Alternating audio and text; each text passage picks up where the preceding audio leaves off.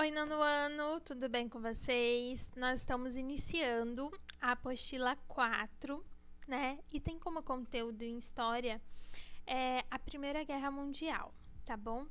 Vamos lá, deixa eu abrir aqui para vocês. Bom, a Primeira Guerra Mundial, ela vai começar em 1914 e finaliza em 1918.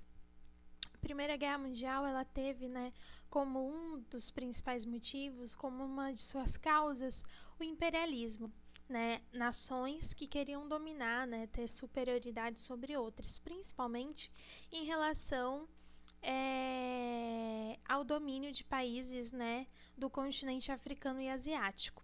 Alguns países europeus que não participaram, que ficaram de fora do processo neocolonial, como a Alemanha e a Itália, nesse contexto, pode ser considerado, como esse descontentamento da Alemanha e da Itália pode ser considerado, como um dos motivos causadores da Primeira Guerra Mundial também.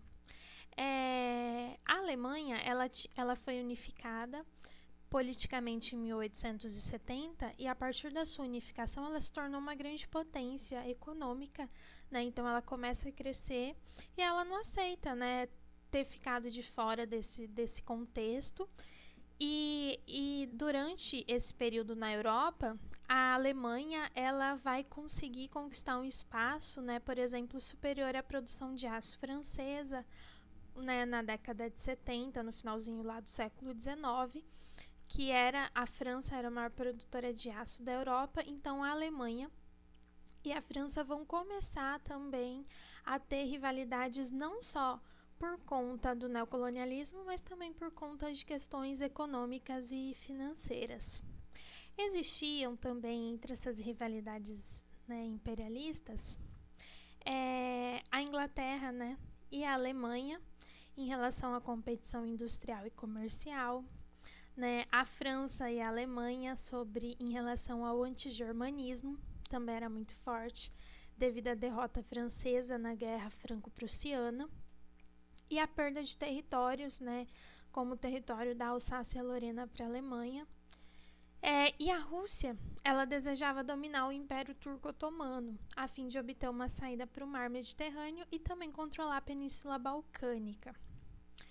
Um forte sentimento nacionalista vai tomar conta também desse período. Existia o pan-eslavismo, que foi liderado pela Rússia e buscava uma saída livre para o Mediterrâneo. Esse pan-eslavismo ele pregava a união de todos os povos eslavos da Europa Oriental, principalmente aqueles que se encontravam dentro do Império Austro-Húngaro. Tínhamos também o pan-germanismo, que era liderado pelos alemães, e pregava a completa anexação de todos os povos germânicos da Europa Central. E também, por último, o revanchismo francês. Como a França tinha sofrido uma derrota em uma guerra contra a Alemanha, os franceses eles foram obrigados a ceder parte do território para a Alemanha, e a partir dessa guerra a França perdeu muito, principalmente economicamente, para a Alemanha, e ela não aceita essa derrota. Esse período fica conhecido como revanchismo francês, porque ela queria de toda maneira recuperar esse território. Bom, na Europa vão começar a surgir políticas de alianças, O que seriam essas políticas de alianças? Era assim: se você tem um inimigo em comum comigo, a gente vai se juntar. Era basicamente isso. Os inimigos em comuns aí, quem tinha os inimigos em comum se juntam. Então, em 1882, surge a Tríplice Aliança, formada pela Alemanha, pelo Império Austro-Húngaro e pela Itália. Já em 1907, alguns anos depois, surge a Tríplice Entente, formada pela França, Reino Unido e Rússia.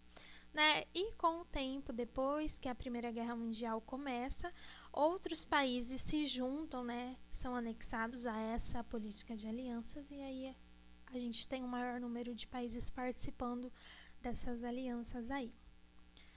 Aqui a gente tem uma imagem representando o que era o Império Austro-Húngaro, tá? Ele se referia a todo esse território, que depois ele é dividido, para a Áustria e para a Hungria. Vai ter na Europa também um período chamado de paz armada. O que vem a ser a paz armada, né? Onde os países eles vão tomar várias medidas, né? Conhecida como corrida armamentista, onde eles acabam adotando o serviço militar obrigatório, criam novas armas, né? Passam a produzir um armamento e munição em quantidade cada vez maior. E aí a situação nesse período permanece completamente delicado. A Europa fica conhecida como barril de pólvora, né? Porque eram muitas tensões e muitos conflitos. E qualquer coisa que acontecesse lá podia estourar. E uma coisa dessas vai estourar, que é onde a gente vai ter o início da Primeira Guerra, que nós já vamos chegar lá. Outra questão que tinha esse descontentamento aí foi a questão do Marrocos, né? A questão marroquina que ocorreu em 1904. Por quê? O Marrocos ele ficava numa posição completamente estratégica lá no norte da África, né? E a França e a Inglaterra, elas queriam ter um controle cada vez maior dessa região. E aí eles vão firmar um acordo, porém esse acordo não vai dar certo e a França, para tentar evitar uma guerra contra a Alemanha, acaba cedendo parte do seu território para a Alemanha, né? Porém, isso acaba, né, não dando muito certo em questão de evitar uma guerra, né? Também a gente tinha a questão balcânica, né? Um dos principais focos de atrito entre as potências europeias era a Península Balcânica, onde se chocavam o nacionalismo da Sérvia, apoiada pela Rússia, e o expansionismo da Áustria, aliada da Alemanha. Em 1908, a Áustria anexou a região da Bósnia, ferindo os interesses da Sérvia, que pretendia criar a Grande Sérvia, incorporando aquelas regiões habitadas por eslavos. Então, novamente, por questões territoriais, né, a questão ali da Península Balcânica era um fator também importantíssimo e considerado uma das causas da Primeira Guerra Mundial. E aí a gente tem, né, o que é considerado o estopim para a Primeira Guerra Mundial. Em 28 de junho de 1914, lá na Bósnia, na cidade de Sarajevo, o herdeiro do trono austro-húngaro, né, o Francisco Ferdinando, ele acaba sendo assassinado juntamente com a sua esposa. E o responsável, né, a pessoa quem assassinou ele, era um estudante sérvio. E aí, esse acontecimento ele vai ser considerado o estopim da Primeira Guerra Mundial, né? O estopim para a eclosão. O que é estopim? O fato que levou o início, né? Lembram que a Europa era um barril de pólvora, né? Qualquer momento, se alguma coisa explodisse, né, desencadeava essa guerra, porque estava todo mundo ali em atrito, né? Alguma faísca ali, o negócio pegava fogo. E essa faísca foi o assassinato, então, do herdeiro do trono austro-húngaro. A Áustria, né, culpa a Sérvia pelo assassinato e declara guerra. Aí, assim, lembram lá da política de aliança? Se eu tenho um acordo com alguém, eu vou defender o meu amigo, né? Por exemplo, se eu não gosto de alguém e o meu amigo brigou com ele, eu vou ficar inimiga dele e assim por diante. Um brigou com o outro e vai virando aquele dominó, aquele efeito dominó sem fim. E foi isso que aconteceu lá na Primeira Guerra Mundial. Desculpem. A Áustria, então, culpou a Sérvia pelo assassinato e declarou guerra. A Alemanha, né, se declarou solidária à Áustria e declarou guerra também. E a Rússia apoiou a Sérvia, também se declarou guerra à Alemanha. A França e a Inglaterra também declararam guerra à Alemanha. E aí a gente vai ter o início da Primeira Guerra Mundial. Bom, a Primeira Guerra Mundial ela vai ser dividida em duas fases, né? O primeiro período é a Guerra de Movimento. Essa Guerra de Movimento vai ser marcada por intenso movimento das tropas, né? Elas eram ataques rápidos, né? Então, esses ataques vai ser marcado nesse primeiro momento. Então, eles tinham essa ideia de atacar, né? Uma ofensiva que o ataque fosse rápido. E no início ela tinha existia assim, a gente não tinha como dizer os aliados estão ganhando, a Tríplice Entente está ganhando ou os aliados estão ganhando. Não, era uma coisa que estava eles estavam bem controlados, né? E depois a gente tem a Guerra das Trincheiras, né? Então, o início da guerra foi uma guerra de movimento, que era uma guerra de combate rápido. E a Guerra das Trincheiras, né, com a estabilização das forças, passou a uma nova fase, né? Onde os soldados, eles abriam, né, essas valas aqui, como vocês podem ver, eles ficavam aqui dentro, né? E as situações aqui eram as piores possíveis, né?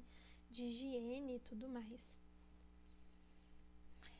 Nessa fase, os exércitos adversários, eles procuravam firmar suas posições com o objetivo de vencer o adversário por meio do desgaste progressivo de suas tropas. Os exércitos da Inglaterra e da França, né, de um lado, e o da Alemanha de outro, tomaram posições em trincheiras desde o Mar do Norte até a fronteira da Suíça. Na frente oriental, o exército alemão vencia sucessivas batalhas contra o mal tremido e mal armado exército russo. Na Ásia, porém, os japoneses venciam e se apoderavam das colônias alemãs. As contínuas derrotas russas aceleraram a queda da autocracia czarista, culminando nas revoluções de 1917, que a gente viu na apostila passada, né? O processo da Revolução Russa, que implantaram um governo socialista. Com o novo tratado, incluiu-se um acordo de paz em separado, o Tratado de Brest-Litovsk, de 1918, oficializando a saída dos russos da guerra. Durante a Primeira Guerra Mundial, vai ocorrer, né, um avanço muito grande da questão dos armamentos, né? Uma evolução muito grande nessa questão, como, por exemplo, os tanques de guerra, né? Em junho de 1915, o veículo dotado de blindagem de aço foi apresentado a autoridades britânicas. A máquina se deslocava sobre esteiras, transportava metralhadoras ou canhões, né? E aí eles começaram então a utilizar o tanque de guerra na Primeira Guerra Mundial. Foi uma das maiores inovações da Primeira Guerra. Os gases tóxicos também foram utilizados, né, na Primeira Guerra. Metralhadoras e granadas também começaram a ser utilizadas nesse período. Os aviões também, né? Os aviões vão ter o seu papel importantíssimo nessa questão de bombardear, né? Principalmente nesses ataques rápidos, né? Lá da guerra de movimento eles eram utilizados bastante. Outros armamentos, né? O lança-chamas, submarinos. Os submarinos eles vão ser utilizados tanto que vai ser por conta de um submarino, né, que o Brasil vai entrar na guerra, que a gente já vai falar também sobre isso. Em 1917, a Alemanha decidiu adotar a guerra submarina. Qualquer navio encontrado em águas territoriais inimigas seria afundado. Foi o que aconteceu, né, com os Estados Unidos. Os alemães eles acabaram, né, atacando um submarino norte-americano, e aí isso serve de pretexto para que os Estados Unidos entrassem na guerra. O mesmo aconteceu com o Brasil, só que com o navio Paraná, que foi afundado pelos alemães, e aí outros países depois começaram a entrar na guerra, né, não só contra, né, não só contra a Áustria-Hungria ou a Itália, mas principalmente contra os alemães, né? Que foi o caso de Cuba, Libéria, China, Panamá, enfim. Bom, mas isso ocorre, né? O Brasil entra já no finalzinho da guerra, e o Brasil ele acaba enviando, né, para a Primeira Guerra Mundial, principalmente na região da Itália, medicamentos, né, para ajudarem lá, médicos, enfim. E aí começam a ocorrer tratados de paz, né, nesse período, no final, né, da guerra. E dentre esses tratados a gente tem, né, o Tratado de Versalhes, que é o tratado que firma o final da Primeira Guerra Mundial, reconhecendo a Alemanha como a principal culpada da Primeira Guerra Mundial, e vai desencadear uma série de restrições impostas aos alemães, entre eles a devolução de vários territórios, né, perda de colônias, entrega de terra, enfim, várias indenizações, né, ou seja, a Alemanha teve que pagar uma indenização muito grande aos países, né, considerados vitoriosos. Foi proibida, né, de ter um número, por exemplo, o exército tinha que ter no máximo 100 mil soldados, né? Não podia ter força aérea. Vários outros países, né, vão assinar outros tratados. Vai ser criado a Liga das Nações, né, para tentar garantir a paz mundial, né, a paz internacional aí. Entre outras coisas, os Estados Unidos eles vão surgir após a Primeira Guerra Mundial como grande potência, né? E também aparecimento de regimes políticos e autoritários, como o nazismo e fascismo, que vão dar inclusive origem à Segunda Guerra Mundial, que a gente vai estudar mais para frente, né? A Europa após a Primeira Guerra Mundial, né, com a sua divisão política, então ela teve o seu território completamente modificado, né, vários países deixaram de existir, outros tiveram seus territórios anexados a outros, enfim. Gente, foi isso, espero que vocês tenham entendido. Até o próximo vídeo. Beijo, tchau, tchau.